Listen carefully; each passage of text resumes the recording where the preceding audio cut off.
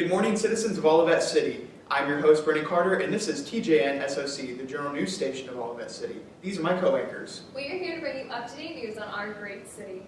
And today we'll be covering the lifelong journey of our guest, Adam.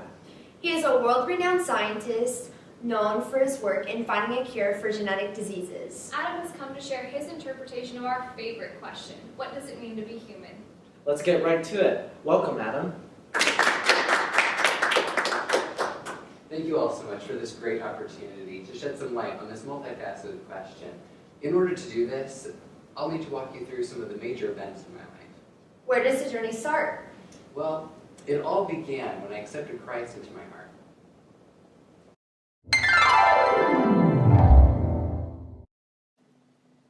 Lance, give me my toy!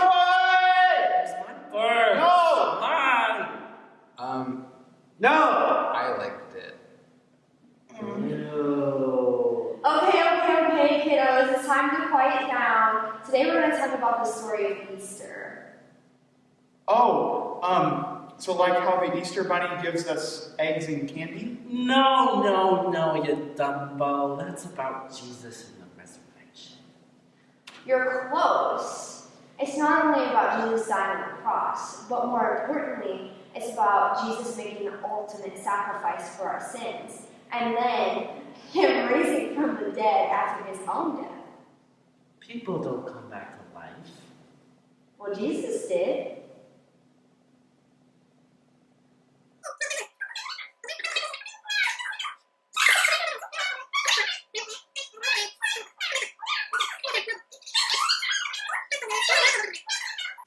And that's why we need to accept Jesus into our hearts and let us save us from our sins.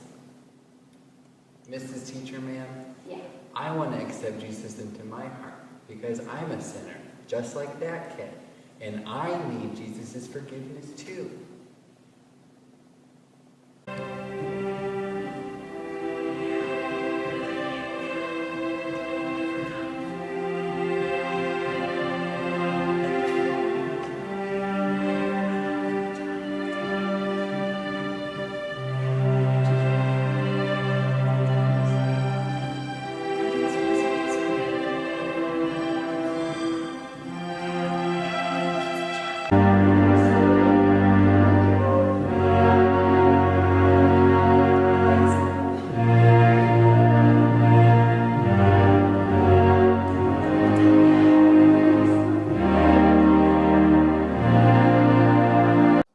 And that was the beginning of my journey.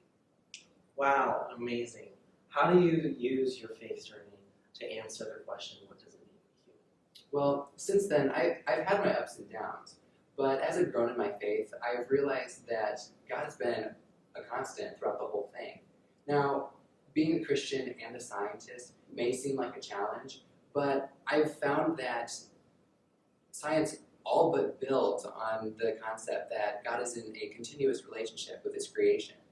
So obviously a relationship with God is very, very important, but what exactly does that mean for your relationship with others? Surely that has something to do with being a human.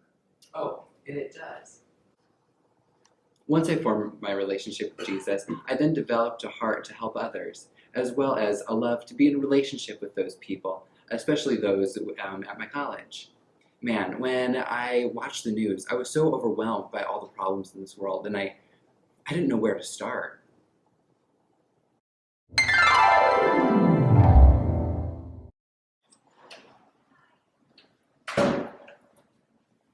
Maybe some of our professors will be able to give me a good starting point.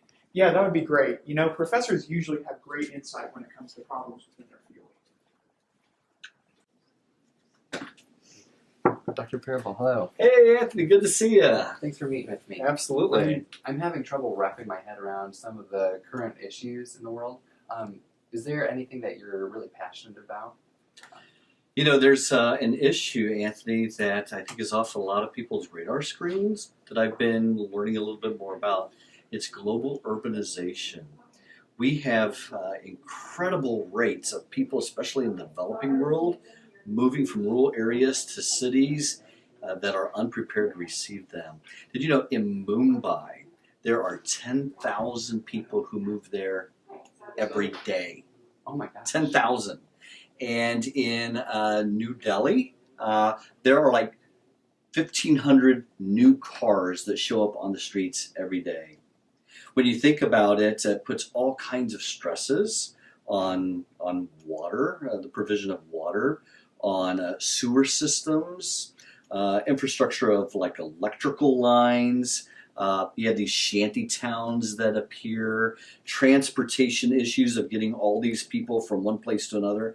I read of this area going into Beijing, 50 lanes of traffic that go down to 20 lanes of traffic. The people are in for hours upon hours upon hours. Incredible stresses on our cities, and more people are moving there every single day. Wow, that's really something to think about. Thank you. Absolutely. Awesome. So I will let you get back to your work, but thank you. Good to see ya. Have a great rest of your day. You too.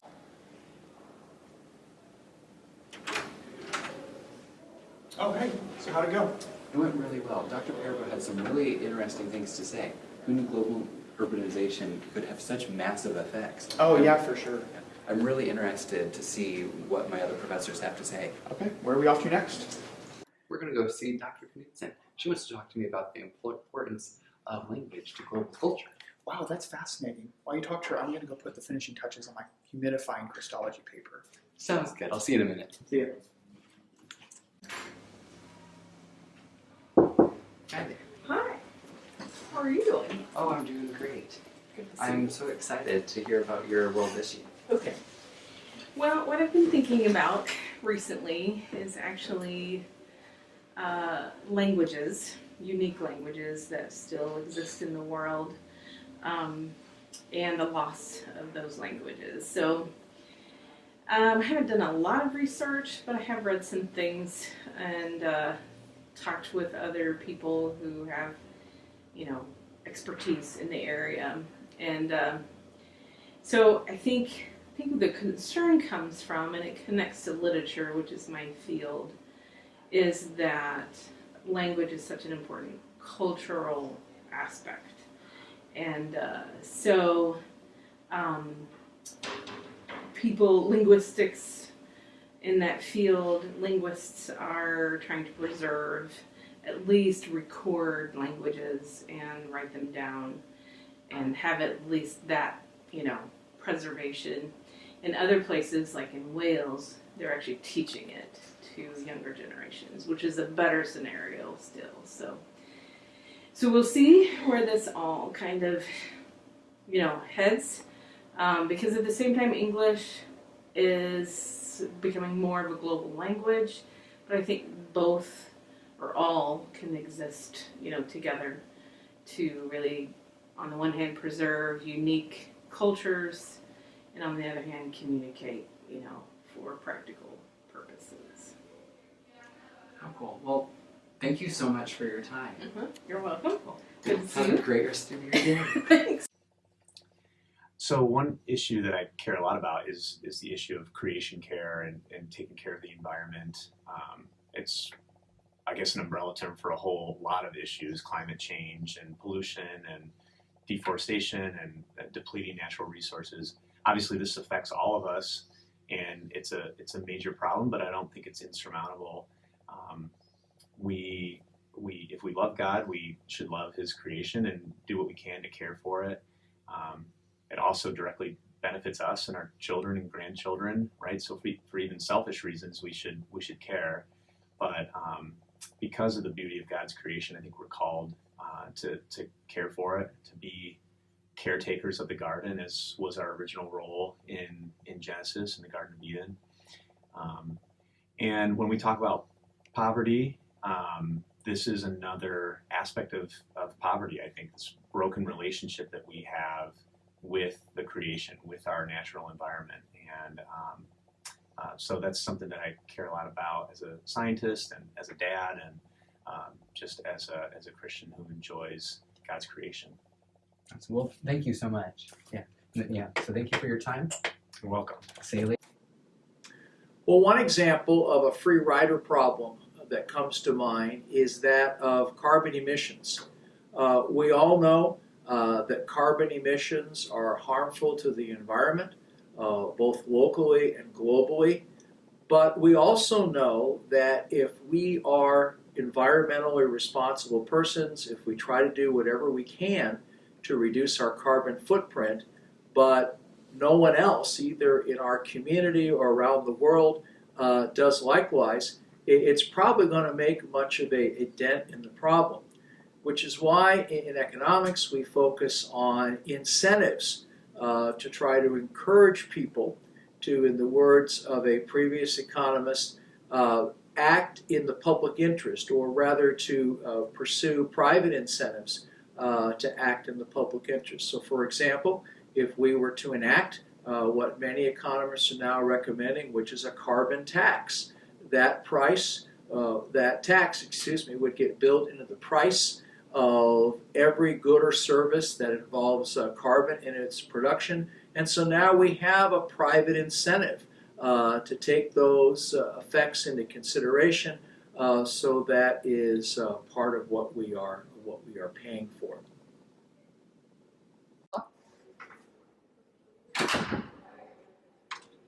Thank you. Have a good day. Hey, so now that you've dragged me all over campus, have you found the answers you've been looking for? I actually think I have. I'm so thankful for all of my friends and professors here at all of that. These relationships will last a lifetime. Well, I mean, that's great and all, but what are your actual conclusions? Lost languages. Global urbanization.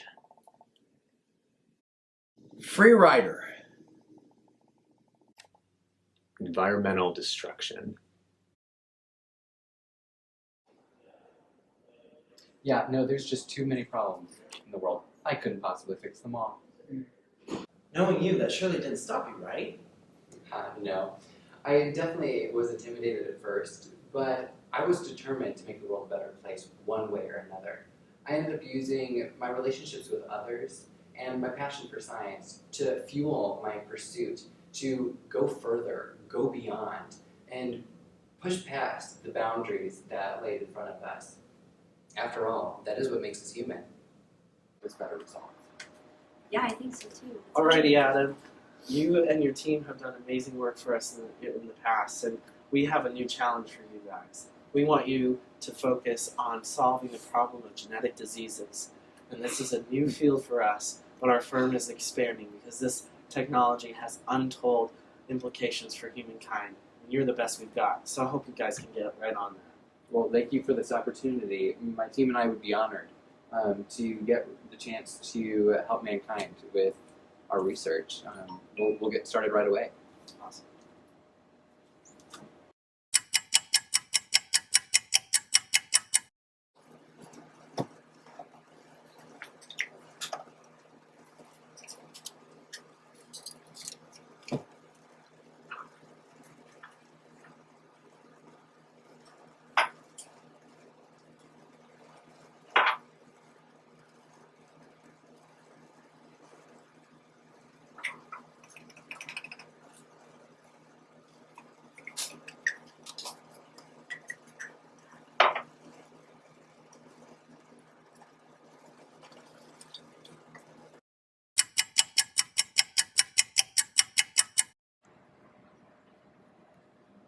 The results are in! And after extensive testing, it's been concluded that our work is a viable option of treatment for DM2 gangliosidosis. Woo! Yes! Good work, team. I am beyond impressed with all of our work. We have gone beyond our boundaries, and we've cured the incurable. Woo!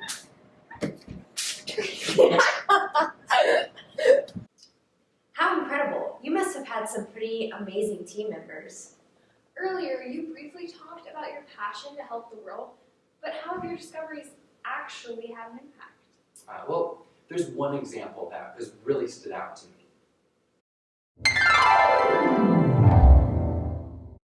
So what's the news, Doc?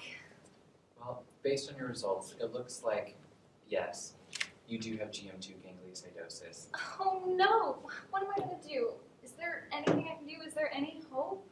Well, you're in luck. My God is a good God, and He gave me the opportunity to happen to find the cure for your disease. So, yes, there is a cure. Praise the Lord. Well, you must tell me about him. Not only was I able to bring about treatment for one of my patients, but I was also able to share Christ in that instance. It was such a fulfilling moment in my career. How cool. This has been quite the story. So, looking back at everything that we've talked about, do you think that we have really answered our question, what does it mean to be human? I don't think we've answered it in its entirety, but we've obviously made some very good conclusions. Like, I think we've discovered that all of us are created in God's image and intended to have a personal relationship with Him, but I don't think we've answered every aspect of it yet. Well, we have realized that not only are we in a relationship with God, but we're in a relationship with others around us as we share friendship, creativity, and our struggles.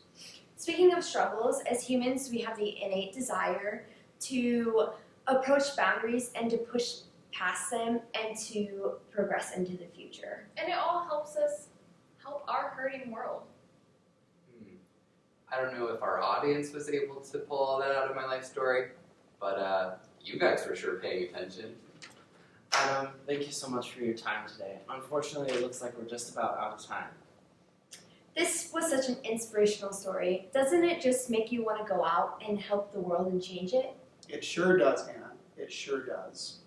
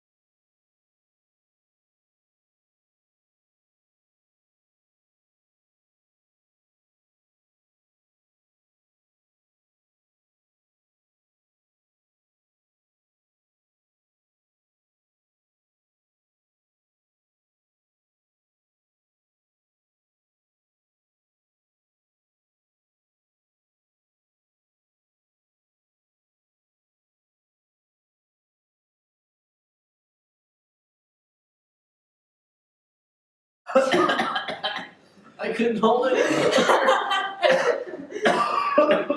That's going to be personal.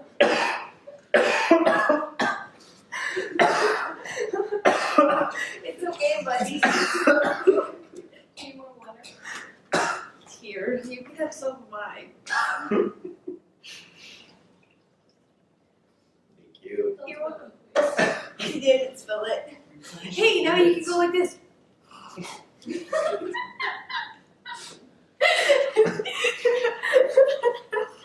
My straw's broken. So is Anthony starting over on the first line? Yes. Broken. And that was the beginning of my journey. Sorry. Okay. What to do? I was like, what? That's my cue. Wait. Once I formed my relationship with Jesus, once I formed a relationship with Jesus, I then developed my heart into You got it. this relationship with Jesus is gonna kill me. All right, Adam. You've done great work for us in the past, and we really appreciate all of that. But now we have a new challenge for you. Our firm is looking to focus on solving the problem of genetic diseases. You and your team are the best we have, and we've selected you to take on this new challenge. This new technology will help us in the future in ways that we can't even predict. So good luck. He said the S word. Sinner. Not that S word, the other S word. 2. Lance, give me my toy! Stop saying the S word! I think if we tickle him, we can get it back. And no. Quiet. I was gonna let you go for a little bit, and then I was gonna say Oh, I can't improv. This is for you, Dr. Cook.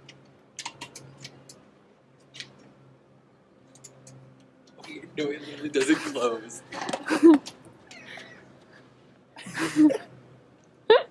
What do you mean? It doesn't close. Let's try a different door.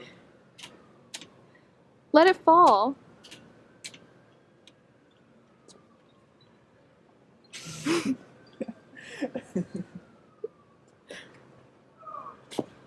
gonna try this door. I'm done.